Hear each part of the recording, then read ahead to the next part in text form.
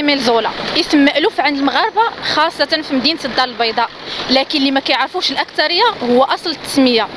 خرجنا اليوم في ميكرو تخيس باش نتعرفوا على إجابات الشارع المغربي. اختي ما كذبتش عليك، انا ما عرفت السميه ديالها. هو هذا الشارع اللي هضرتي عليه اختي ما عمري عرفت السميه ديالو. كنت مع الشارع ما كيقولوا لي ايميل زولا هو اللي كنعرف فين هي. كنت مع ملي كنت باقي صغير وانا كنت مع التسميه. سميتي كنقول انا فرنسيه، هذه وقيله من عاد الاستعمار الفرنسي، عاد الحمايه الفرنسيه. انا كتبان لي انا ماشي معربه، كاينه ولا لا؟ شارع إيميل زولا سي ان كريفان فرونسي، كاتب فرنسي مشهور، عنده بزاف الكتابات والروايات ديالو بحال فولتير، بحال مارسيل بانيول، بزاف هما بحال فلوبير، بزاف هادشي اللي كنعرف. والله ما عرفتش يجيك، ما عرفتش. تقدر تكون شي شخصيه زعما في الشخصيه فرنساويه، حيت عارف انت استعمار وهذه يقدروا يسميو شي شخصيه على الاستعمار، شي واحد كان حاكم البلاد قدر بحال هكا تكون.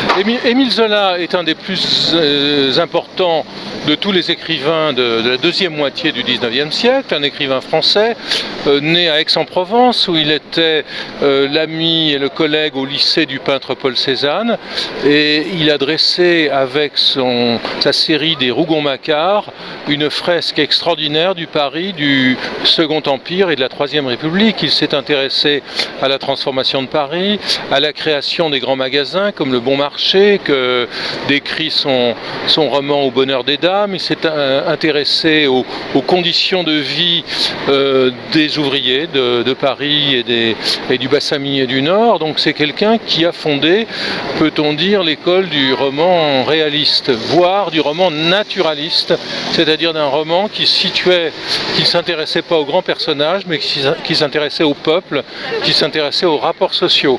Par ailleurs, Zola était aussi un homme engagé.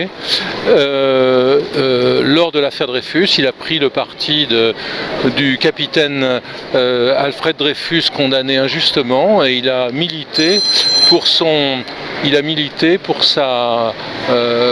acquittement. Et donc c'est quelqu'un qui a vraiment une place aussi dans l'histoire de la politique. On peut dire au travers de son engagement que c'est le prototype de l'intellectuel public, de l'intellectuel qui prend parti dans le débat public. Donc à bien des égards un personnage exceptionnel. Ce qu'on sait moins aussi, c'est que c'est quelqu'un qui a beaucoup pratiqué la photographie et qui a laissé de très belles photos de Paris autour de 1900 et de Londres également où il avait été en exil. على غرار شارع إيميل زولا شوارع مغربية أخرى حملت أسماء شخصيات مغربية وعالمية لطبعت الاسم ديالها في التاريخ. هذه كانت حلقة اليوم من ميكرو تخيس، نلتقي في حلقة جديدة وموضوع جديد. لا تنسوا الاشتراك بالقناة وتفعيل جرس التنبيهات، لايك للفيديو ليصلكم جديد قناة 13 بالعربية.